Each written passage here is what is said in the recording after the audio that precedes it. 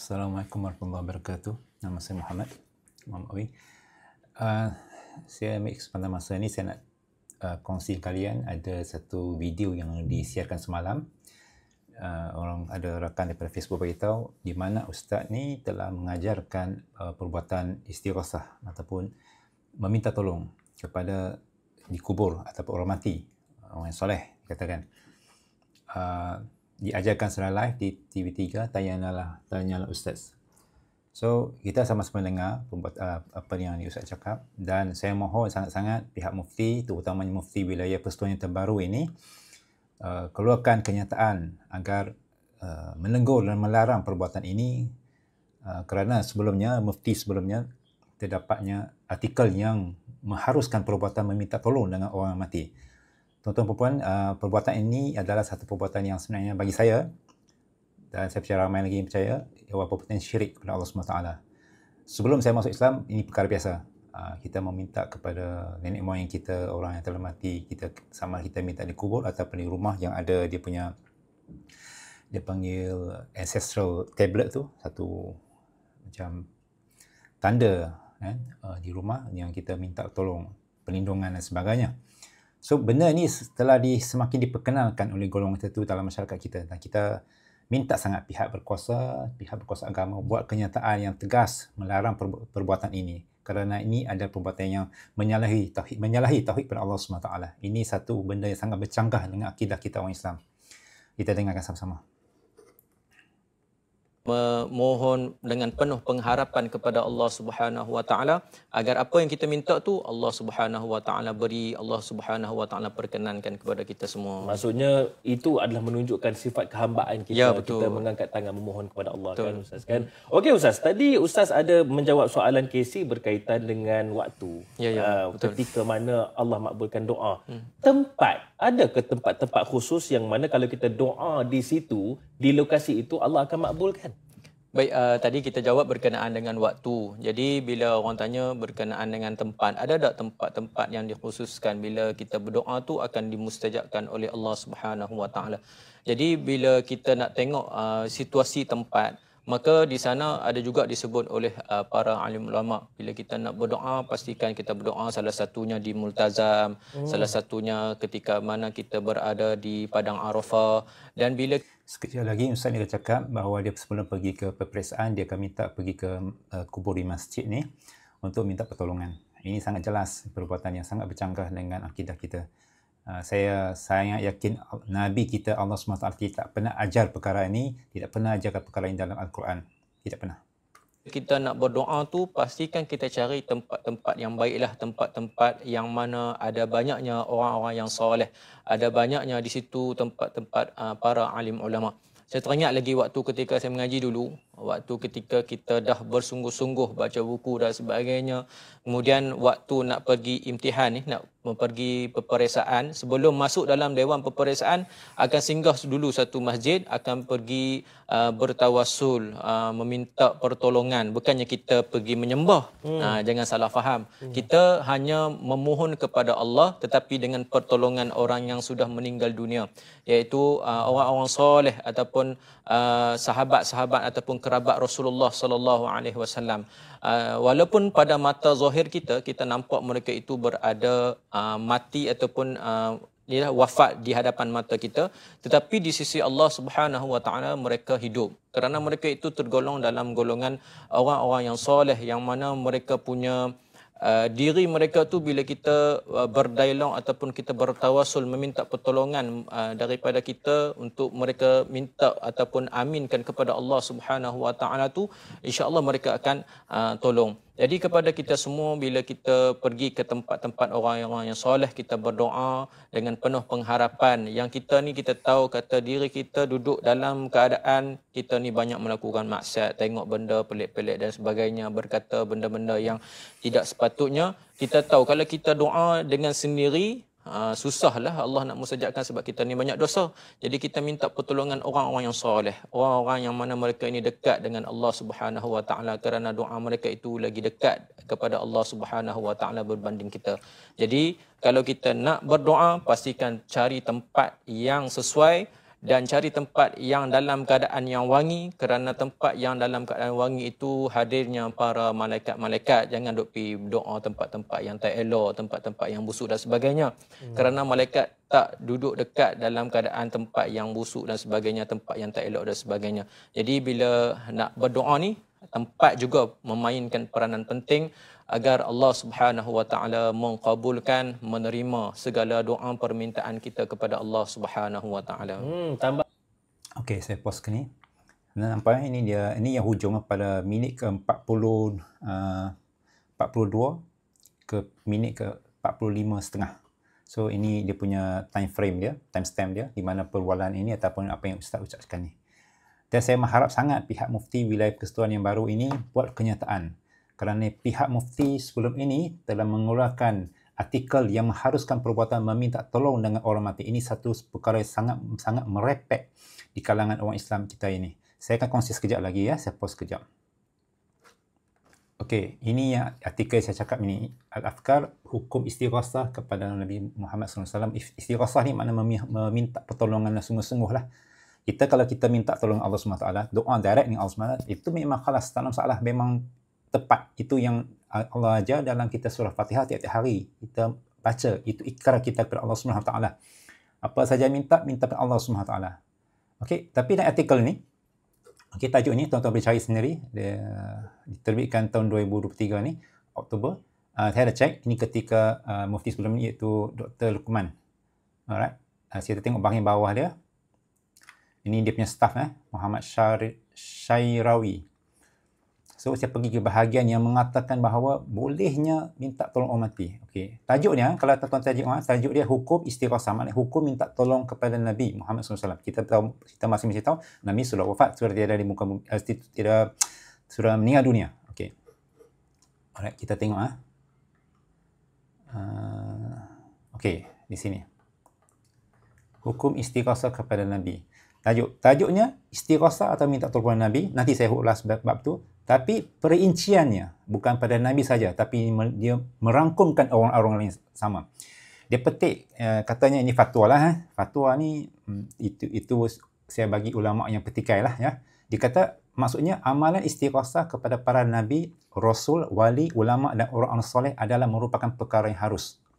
Para rasul, nabi, wali dan orang soleh mempunyai istighasah, iaitu kelayakan untuk memberi pertolongan selepas kematian mereka. Ini kerana mukjizat para nabi dan karamah para wali tidak terputus dengan kewafatan mereka.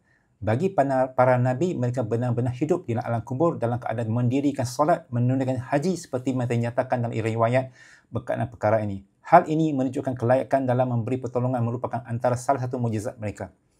Ini satu perkara yang tidak ada dalil sama sekali. Tidak ada dalil sama sekali bahawa Nabi minta tolong pada orang mati. Nampak? Tajuk saya minta tolong pada Nabi, itu pun saya petikai. Yang perincian yang ni, ayatnya ni maksud dia kata minta tolong orang mati kepada Rasul, Nabi, Wali, Ulama, orang soleh. Dia luaskan lagi. Nampak skop dia? Nampak tak? Macam mana dia luaskan skop pada Nabi, kemudian dia luaskan lagi kepada orang lain. Orang soleh, ulama ni tarifan sangat besar. So siapa saja boleh dimasuk dalam tarifan ini. So ini yang bahagian Mufti Wilayah Persekutuan. Saya akan kongsi yang lain sekejap lagi. Okey, seterusnya saya petik daripada ini laman web keputusan fatwa daripada Mufti Johor. Boleh tengok isu tajuk dia ialah mengenai hukum Kitab Maulid Al-Barzanji. Kemudian dia diperluaskan. Saya tak cakap yang lain lah. Saya fokus bahagian ni saja. Tawassul. Okey, sekarang ni saya nampak kecenderungan ustaz-ustaz ni semua ni yang terkenal dan ada jawatan besar sebagainya, mereka mengelirukan masyarakat dengan menyatakan tawassul dan istighasah ni macam perkara yang sama. Tawassul perkara lain, istighasah perkara lain. Kan? Istighasah kepada orang kubur, orang mati ni kita minta tolong pada dia. Kita cakap dengan dia, kita minta tolong dia. Itu istighasah. Tawassul ni yang dibenarkan ialah kita bertawassul dengan nama Allah SWT, bertawassul dengan amal baik kita, dan bertawassul dengan satu lagi, apa ya? Okey, satu lagi, bertawassul dengan kita macam ni. Kita minta pada orang-orang soleh doakan. Kita minta orang soleh doakan. Ni orang soleh sedang hidup, bukan yang mati.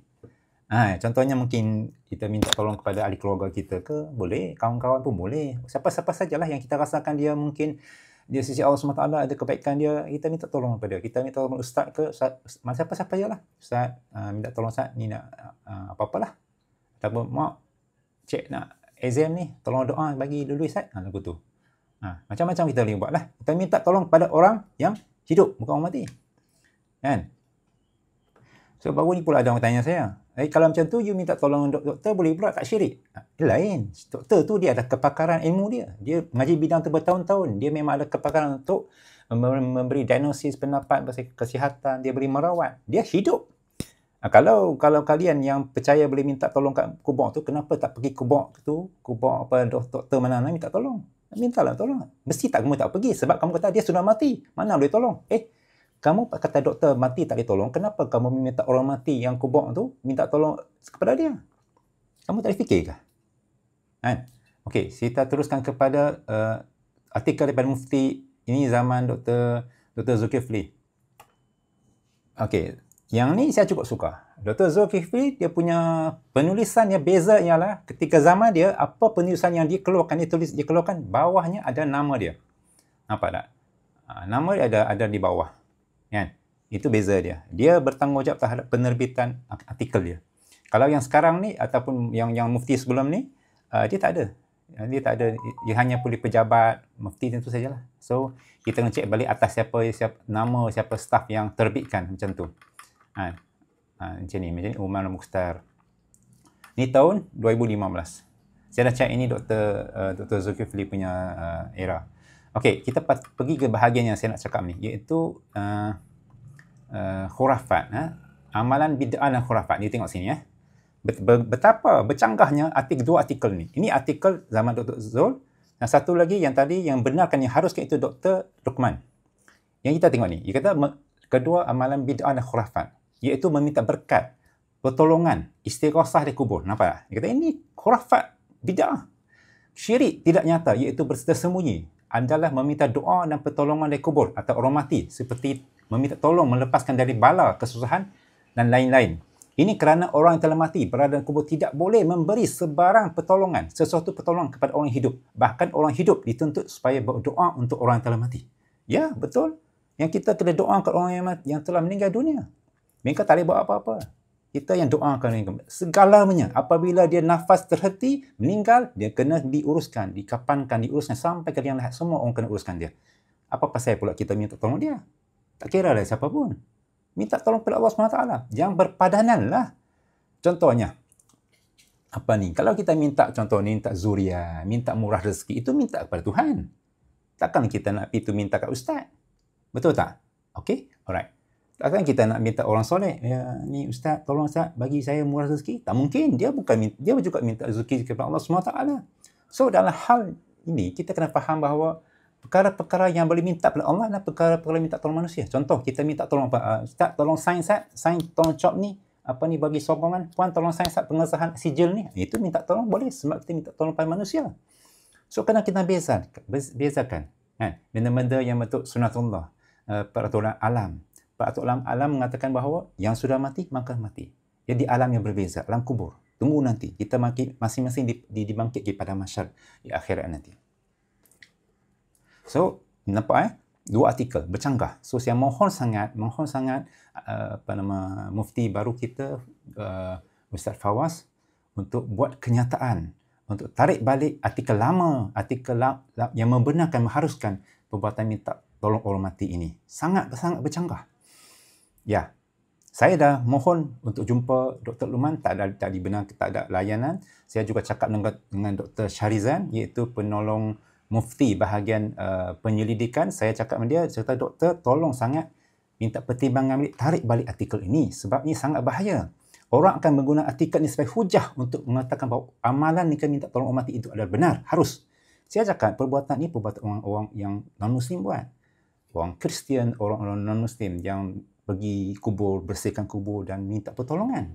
Itu perbuatan orang-orang syirik kepada Allah. So, kita ni orang Islam ni, dia unik. Dia tidak akan ada perbuatan begitu. Kita kena jaga keaslian akidah kita, tauhid kita kepada Allah SWT. Okey, saya patah balik ke video sebenarnya pada minit ke-22 ni, minit ke-22 video ini. Ustaz ini dia akan bagi tahu bahawa berselawat kepada Nabi, tawassul. Bagi saya berselawat kepada Nabi adalah kita mendoakan kesejahteraan kepada Nabi, itu sebagai adab kita. Dan bukan yang kita pergi minta tolong kepada Nabi. Dah, kita tak minta tolong kepada Nabi. Kalau ada minta tolong kepada Nabi, para sahabat yang besar-besar pasti ada sirah sejarah yang merakamkan perbuatan mereka apabila berlakunya pertelingkahan, masalah mereka pergi mengadu, minta tolong Nabi di kubur. Pasti ada. Sekarang tak ada. Yang ada cerita-cerita yang tidak sahih. Okey, saya sambung yang ni. Ini pasal macam mana Ustaz ni cakap, minta tolong, doa tolong kepada Nabi pula. Bentuk yang lain dalam bentuk yang lebih baik, iaitu kita berada dalam keadaan yang senang lenang, kita berada dalam keadaan yang kesihatan yang baik. Itulah Allah ganti dengan benda-benda yang baik. Maka bila mana kita berdoa, adab yang kedua, pastikan bila kita berdoa, kita mulakan dengan kita memuji Allah dan kita berselawat kepada Rasulullah sallallahu alaihi wasallam. Jangan terus kita minta. Sebagai contohlah, kalau kita nak pergi minta dekat orang-orang yang kita haraplah pertolongan daripada dia, kita pergi jumpa orang-orang besar, adakah kita pergi tu, kita pergi dalam keadaan kita pergi minta, kita kata boleh bagi dekat saya tak? Mesti kita akan jack dia dulu, mesti kita akan puji dia dulu. Macam tu juga Allah yang mana merupakan pencipta kita, mesti puji Allah dulu dan berselawat kepada Rasulullah sallallahu alaihi wasallam.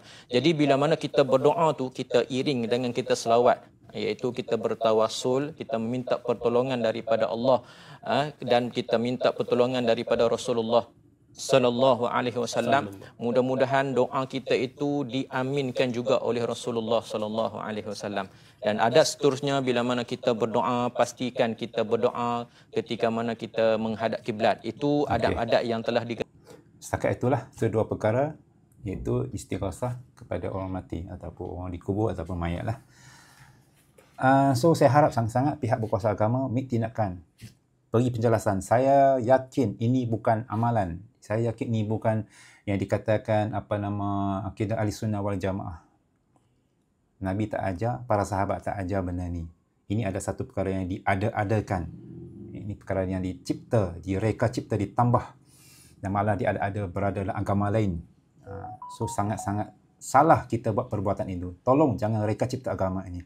Saya dahulunya telah tinggalkan agama terdahulu, saya masuk ke Islam dan saya pilih agama Islam kerana tauhid kepada Allah SWT. Ini perkara, nampaknya orang Islam kita mengajar perkara-perkara yang boleh mencemarkan, mencairkan akidah kepada Allah. So, setakat itu saja. Terima kasih.